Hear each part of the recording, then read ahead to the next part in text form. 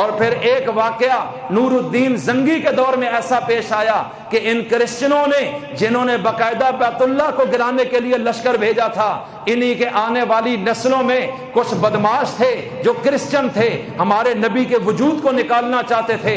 سلطان نور الدین زنگی بہت نیک بادشاہ تھا، اور صلاح الدین ایوبی یہ اسی کے خاندان کا، اس کا شاگرد اور تربیت یافتہ ہے۔ نور الدین زنگی ماموں ہے سلطان صلاح الدین ایوبی کا، اور سلطان صلاح الدین ایوبی کا نام کون نہیں جانتا؟ تو نور الدین زنگی کو 3 دن تک خواب میں نبی کریم علیہ السلام کی زیارت ہوتی تھی، اور وہ وقت کا بادشاہ تھا، اور کہا کہ یہ بندے ہیں اور ان کی شکلیں سامنے آئیں، ان کتوں سے مجھے بچاؤ۔ اب یہ حیران ہے یہ خواب کیسا ہے، اگلی رات آتا ہے، اگلی رات آتا ہے، وقت کا بادشاہ ہے، بادشاہوں کے خواب اکثر سچے ہوتے ہیں۔ اس نے فوراً علماء سے رابطہ کیا، انہوں نے کہا ہمیں تو کچھ سمجھ نہیں ہے۔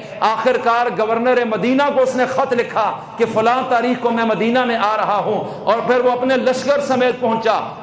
مدینہ محدود شہر تھا، شہروں کی فصیلیں ہوتی تھیں، ان دروازوں ہی سے لوگ اندر آتے اور نکلتے تھے، اس کے علاوہ کوئی راستہ نہیں تھا۔ اس نے کہا مرکزی دروازے پر میں خود بیٹھوں گا اور میرا لشکر بھی ہوگا، اب مدینہ میں آواز لگاؤ جتنے لوگ اندر رہتے ہیں وہ اس دروازے سے باہر آئیں، کسی اور طرف سے کوئی بھی جانے نہ پائے، ہر دروازہ بند کر دو، لہٰذا جو بھی نکلے اس کو بادشاہ انعام دینا چاہتا ہے، اس کو کچھ تحفے دے گا کہ یہ لوگ مدینہ کے رہائشی ہیں۔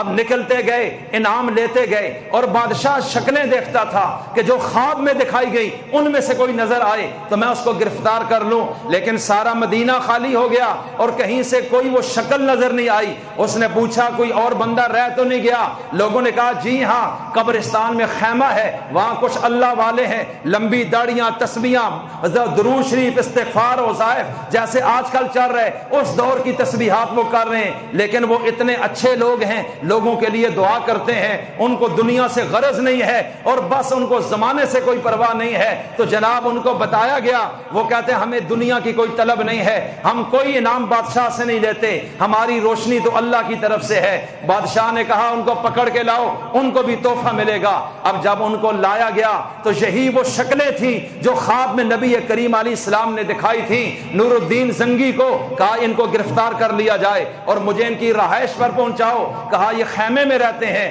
ان کے جے نمازیں مسلح بچھے ہیں، ان کے وہاں تو اور ہے کچھ نہیں۔ کہا کہ مجھے لے جاؤ۔ اب جب وہاں لے گئے، سارا سامان اٹھایا، نیچے ایک غار تھی جہاں سے وہ گھس کر میرے نبی کی وہ غار خندق کھود رہے تھے کہ ہم وہاں سے میت کو نکال کر غائب کریں گے۔ جب ان کی تفتیش ہوئی، تینوں کرسچن تھے، مسلمان کوئی نہیں تھا، اور پھر ان کو مارا اور ان کو سزائے موت دے کر سولی چڑھا دیا اور کہا کہ تم میرے نبی کے پاک وجود تک پہنچنا چاہتے ہو۔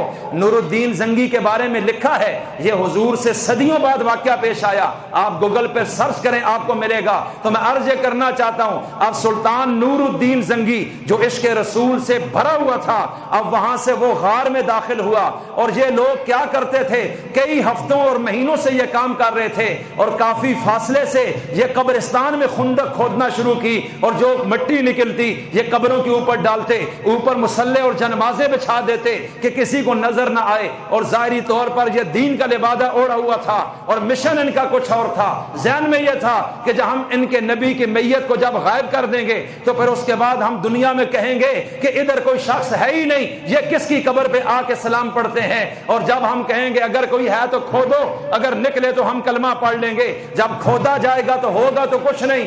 اس لیے اسلام کو دنیا میں ہم فارغ کر دیں گے اور عیسائیت کو پوری دنیا میں لاگو کر دیں گے۔ خلاصہ یہ نکلا، اب سلطان نور الدین زنگی داخل ہوا، یہ پہنچا اور اتنا قریب پہنچا کہ نبی کریم علیہ السلام کے پاؤں مبارک سامنے تھے، یعنی یہ آخری رات تھی، اگر یہ یہاں سے نہ پکڑے جاتے تو یہ میت نکالنے میں کامیاب ہو جاتے۔ اور 3 رات تک حضور خواب میں کہتے تھے کہ نور الدین زنگی ان کتوں سے میری حفاظت کرو۔ خلاصہ یہ نکلا، اب سلطان نور الدین زنگی پہنچا، اور یہ اتنا خوش نصیب بادشاہ تھا کہ اس نے حضور کے پاؤں کو بوسہ دیا اور رویا بے تحاشا اور وہاں سے پھر نکلا. پھر اس نے آرڈر دیا کہ حضور کے روزے کے ارد گرد کچھ فاصلے پہ زمین اتنی کھودو کہ نیچے پانی نکل آئے, اتنی تہ تک جاؤ. اور پھر ہر طرف اس نے تانبا پگھل کر دیواریں بنا دی کہ اب قیامت تک نیچے سے بھی کوئی رسول کی قبر تک نہ جا سکے. تو مجھے بتاؤ بیت اللہ کی اور بیت اللہ کے اس پیغمبر کی حفاظت کرنے والا کون ہے؟